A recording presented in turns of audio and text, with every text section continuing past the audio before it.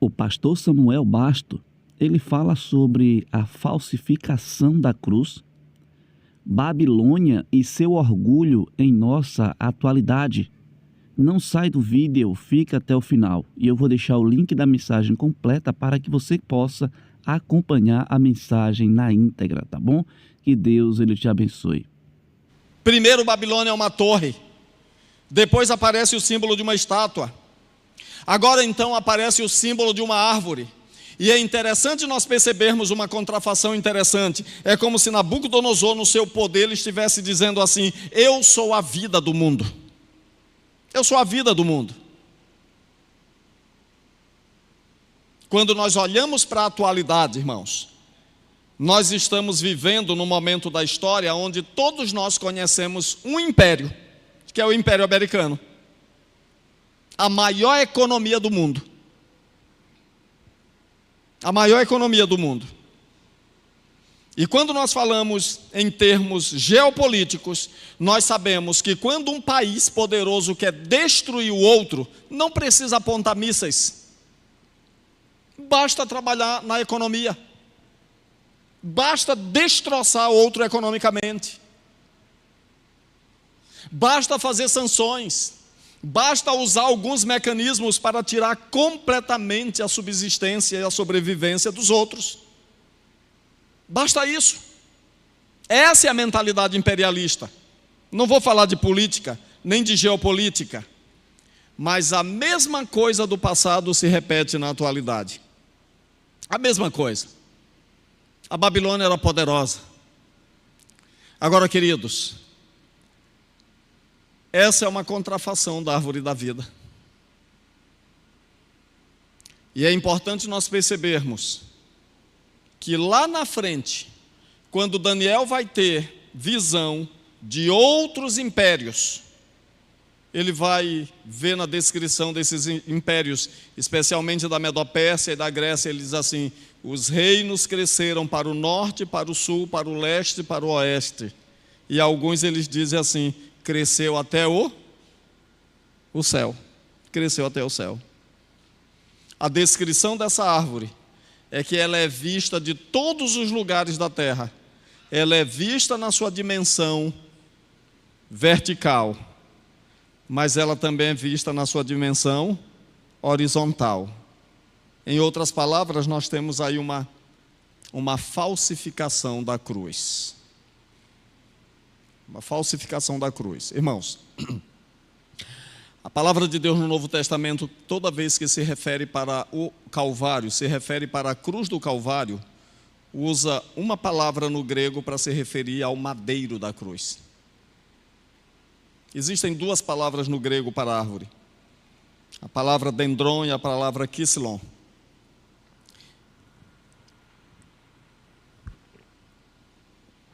No Apocalipse, quando fala sobre a árvore da vida, é impressionante que a palavra que aparece para descrever a árvore da vida é a mesma palavra que aparece para descrever o madeiro da cruz.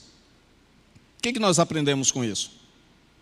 Que a verdadeira árvore da vida é a cruz do Calvário. É de lá que sai vida.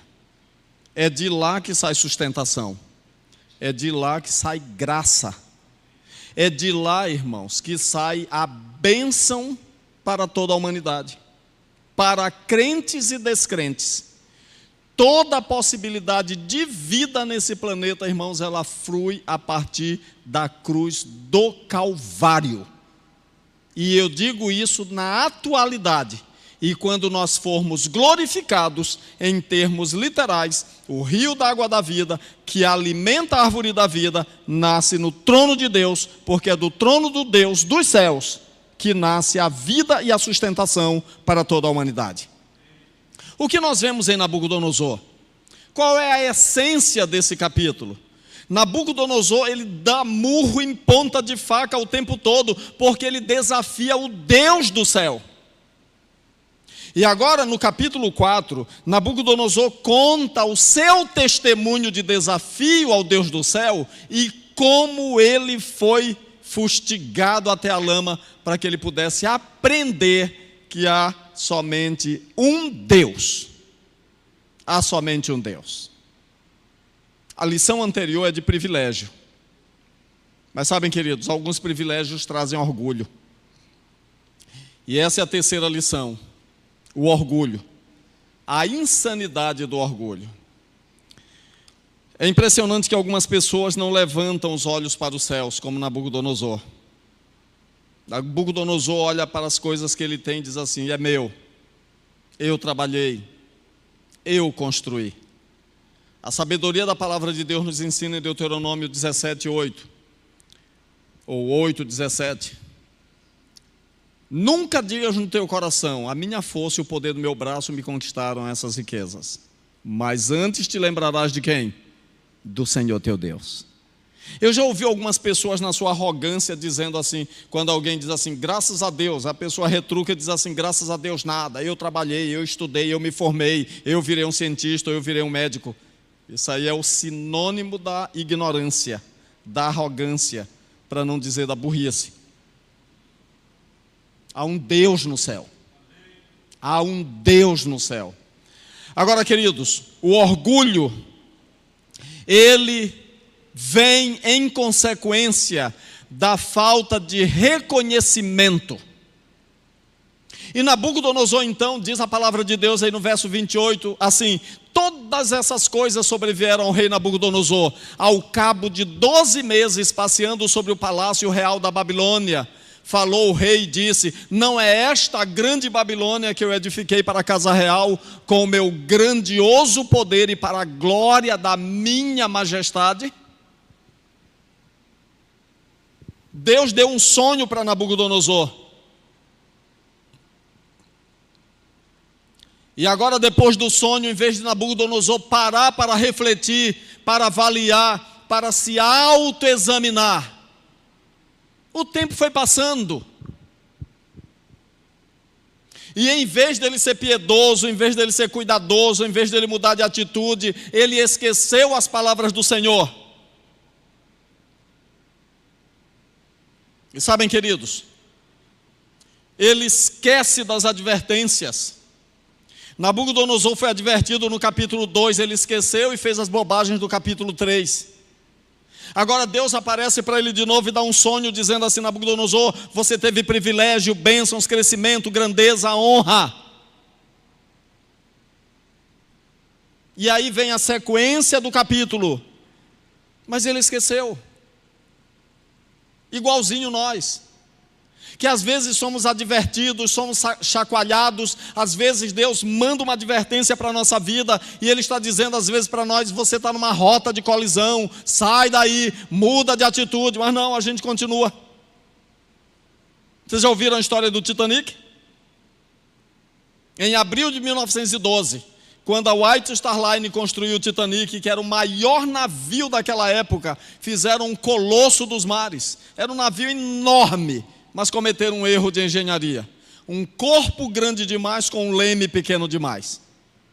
Alguns historiadores dizem que talvez o capitão Smith, que era o mais antigo capitão daquela companhia, ele foi chamado para fazer a viagem inaugural antes da sua aposentadoria. Há algumas pessoas que dizem que talvez ele tenha dito que nem Deus poderia afundar o Titanic, por ele ser tão grandioso. O detalhe é que na primeira noite, na primeira viagem, ali depois de 1 ou 2 noites, no Titanic já havia instalado o telégrafo sem fio, invenção de Guglielmo Marcondes. E aí eles estavam ocupados demais mandando telégrafos por conta da aristocracia britânica e americana que estava viajando naquele navio. Havia ali uma mescla de classe alta e classe baixa, e essa é uma das questões discutidas no Titanic, sobre o naufrágio e as pessoas que morreram. E de repente começaram a chegar mensagens lá no Titanic, as pessoas dizendo, dos outros navios, estavam dizendo: saiam daí, vocês estão em uma rota de colisão. E aí o que aconteceu? Os meninos estavam ocupados demais para dar atenção às advertências que vinham dos outros navios. E ignoraram. Eles simplesmente ignoraram, baseados no orgulho de que eles estavam viajando no navio mais seguro e mais poderoso do mundo. Numa daquelas noites, às 10h30 mais ou menos, chegou um telégrafo que dizia: saiam daí, vocês estão numa rota de colisão. E eles então ignoraram, desligaram o telégrafo. 11 da noite, 11h30 mais ou menos, o Titanic colidiu com um iceberg gigantesco que fez um rasgo de mais de 9 metros no seu casco. Em menos de 2 horas, lá pela 1 da manhã, o Titanic estava embicando o profundo do Atlântico. Primeira viagem, e única, e última, eles nem chegaram no seu destino. Mais de 1.500 pessoas morreram, mas 700 foram salvas. Por causa do quê? Orgulho. Por causa do fato de ignorar as mensagens que estavam sendo dadas. Esse era o problema de Nabucodonosor, o orgulho. E eu quero dizer uma coisa para vocês. Numa das suas citações, Ellen White fala que o orgulho é o pecado que menos esperança infunde. Pessoas orgulhosas não ouvem. Pessoas orgulhosas não se autoavaliam. Pessoas orgulhosas não olham para dentro de si. Pessoas orgulhosas olham para os outros com desprezo. Pessoas orgulhosas estão o tempo todo competindo. Pessoas orgulhosas não têm parceria. Elas acham que estão sozinhas no mundo, que tudo depende delas e que elas não dependem de ninguém. A maior insanidade de um ser humano é o orgulho. E eu quero dizer uma coisa para vocês: o orgulho não é nada mais, nada menos do que a muleta dos fracos. Pessoas verdadeiramente conscientes, elas são conscientes em primeiro lugar das suas limitações. Pobre Nabucodonosor, tão rico e ao mesmo tempo tão pobre de alma. Só lembrando que o link da mensagem completa está aqui na descrição, tá bom? Para que você possa acompanhar a mensagem na íntegra. E eu convido você a se inscrever aqui no canal e deixar o teu like para que o YouTube possa recomendar este vídeo para mais pessoas. Comenta e compartilha. Que Deus te abençoe.